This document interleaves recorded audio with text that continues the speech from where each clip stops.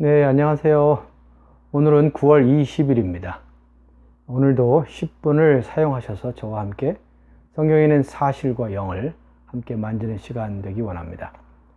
오늘 우리가 다룰 성경은 아가서 5장부터 8장까지입니다.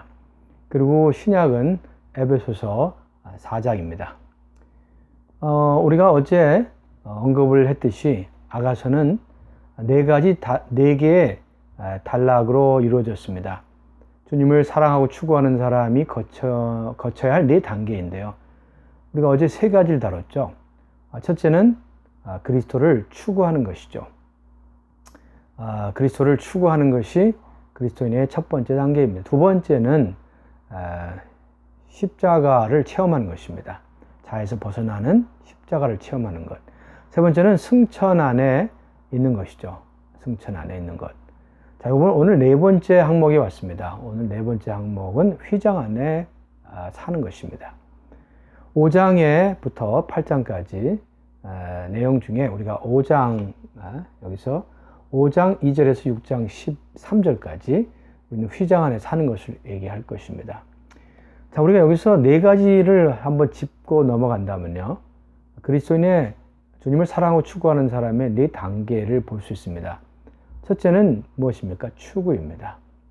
주님에게 매료되어서 주님께 매혹되어서 우리는 그리스도를 추구하게 되죠. 두 번째는 십자가입니다. 십자가는 우리의 자를 처리하는데 특히 자기 성찰하는, 자기를 이렇게 돌아서서 보는, 분석하는 이런 자기 성찰에서 구원하는, 자를 처리하는 십자가입니다. 세 번째는 우리가 승천 안에 사는 것인데요. 곧 하늘의 영역에 사는 것인데 이것은 영과 혼의 분리를 말하죠.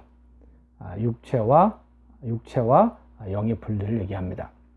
자, 그래서 오늘은 우리가 하늘에 머물러 있다 할지라도, 하늘과 연결되었다 할지라도, 마치 에베소 2장에서 말한 것처럼 하늘에 앉아 있다 할지라도 우리는 여전히 휘장, 그 육체가 있다는 것을 알 필요가 있습니다. 그래서 우리는 육체 안에 곧 우리는 지성소 안에, 육체 안에 뭐가 있습니까?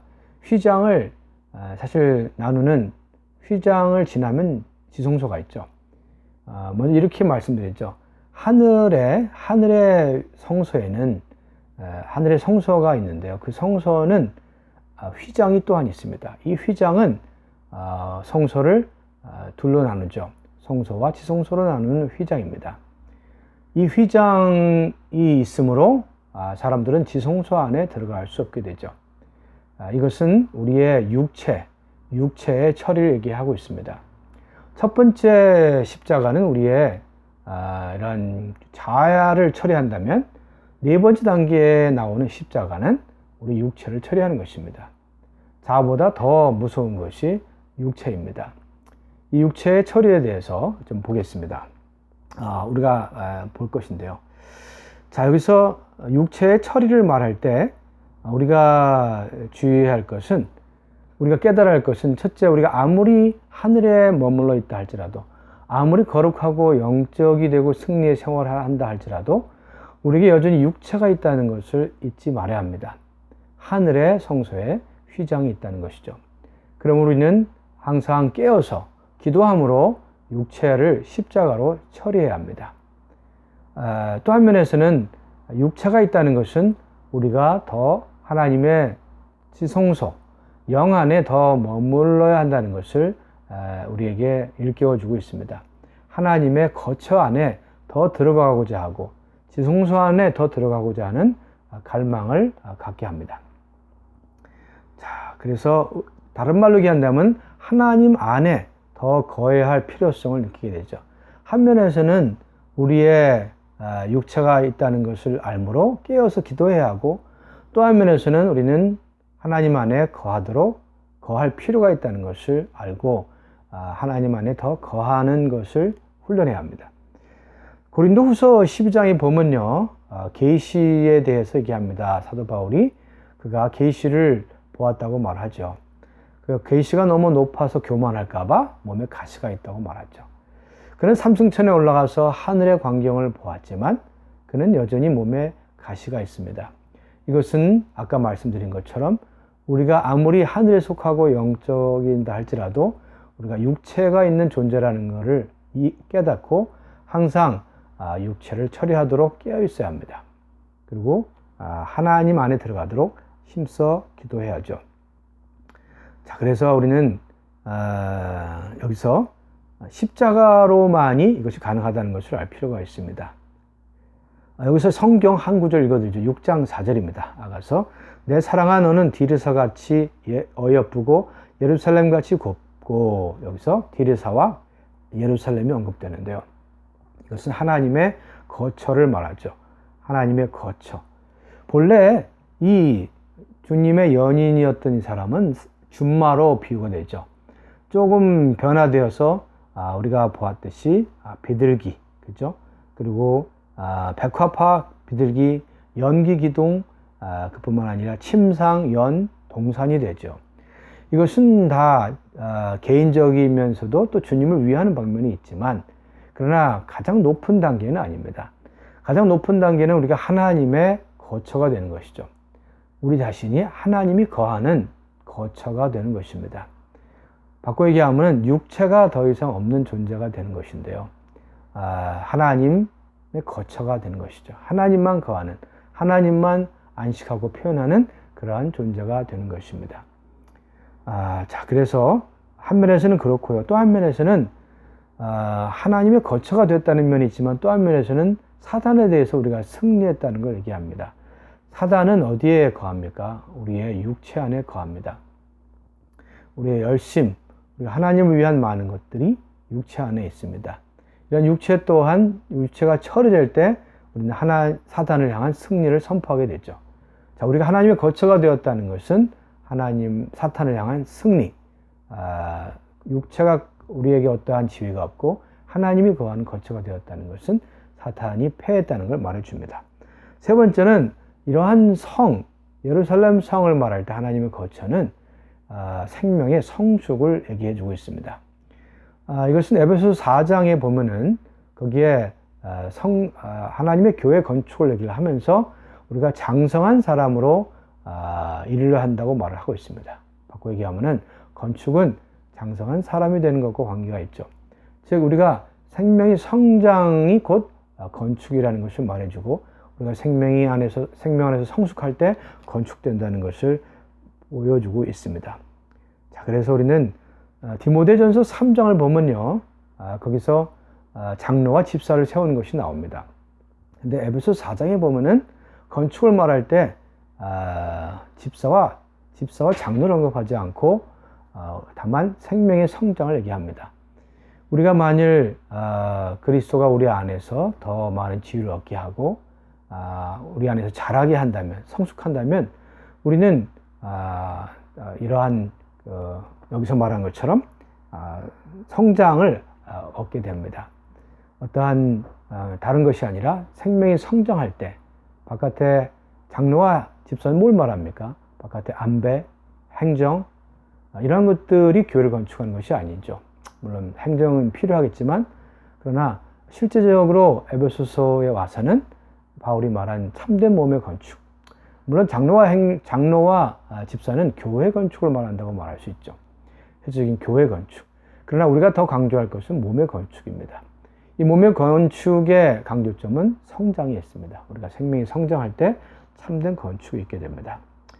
자, 그래서 우리가 자랄 때만이 온전케 되어서 사람들을 도울 수 있습니다.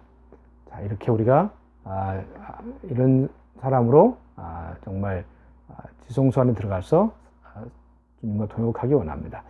자, 주님과 사역에 동참하는 것에 대해서 7장 1절에서 13절인데요. 주님의 사역에 동참함. 여기서는 두 가지입니다. 첫째는 우리가 동참하는 이 일은 배필로서 동참합니다.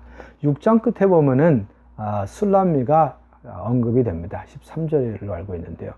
이 술람미는 솔로몬의 여성 명사입니다. 즉 솔로몬의 복사판이 되었다는 것이죠. 솔로몬은 그리스도를 예표하는데 곧 그리스도와 같은 생명과 본성과 형상에 있어서 하나님과 똑같이 된다는 것을 얘기하죠. 우리가 이렇게 그분의 배필이 될 때 동역할 수 있습니다. 두 번째는 성숙해야 합니다. 동역하는 것은 주님을 위해 일하는 것만이 아니라 주님과 함께 일하는 것이죠. 생명과 본성과 표현에서 그분과 하나 되어서 함께 일하는 것이 참된 그분의 사역에 동참하는 것입니다. 자, 휴거되기를 소망함 8장 1에서 14절인데요. 이것은 8장 1절 읽어드리죠. 내가 내 어머니의 젖을 먹은 오라비 같았더라면 내가 밖에서 너를 만날 때에 입을 맞추어도 나를 업신여길 자가 없었을 것이다. 여기서 육체로 야기된 모든 문제를 해결한 후에 그는 육체 안에서 여기서 그녀와 동일하게 은혜 안에서 태어난 그녀의 육신의 형제가 될 수 있기를 바라고 있습니다. 이것은 뭘 말하고 있습니까? 이것은 참 이해하기 쉽지 않은데 육신 안에서 그녀와 동일한 사람에게 하듯이 그분께 입맞추어도 아무도 그녀를 업신여기지 않게 된다. 이것은 육신의 이러한 육신으로 인한 신음하고 자기가 오라비처럼 되기를 바라는 육신의 신음을 얘기하는데 이것은 휴거로만 가능한 것입니다. 우리가 휴거될 때 육신의 이러한 신음에서 벗어나게 됩니다. 자, 에베소 4장에 왔습니다. 4장은 우리에게 성령 안에서 교회에게 필요한 생활과 책임을 말하는데요. 오늘 저는 여기서 두 가지, 그 영의 하나를 얘기를 하고요. 두 번째는 건축을 말하겠습니다. 4장 3절에 보면 평안에 매는 줄로 성령이 하나 되게 하신 것을 힘써 지키라. 여기서 그 영이 하나 되게 하신 것을 힘써 지키라고 말하고 있습니다. 11절 12절에 보면 어떤 사람은 사도로, 어떤 사람은 선지자로, 어떤 사람은 복음 전환자로, 어떤 이는 목자와 교사로 삼으셨으니 이는 성도를 온전케 하여 봉사하고 사역의 일을 하게 하며 몸을 건축하려 함이라. 여기서 건축이 나옵니다. 하나와 건축이죠. 우리가 몸의 생활을 하려면 먼저 관심해야 할 것은 하나입니다. 이 하나는 연합과 다릅니다. 연합은 일종의 결합을 얘기하죠. 많은 사람들이 결합된 것을 연합 집회를 한다. 많은 단체들이 연합으로 모입니다.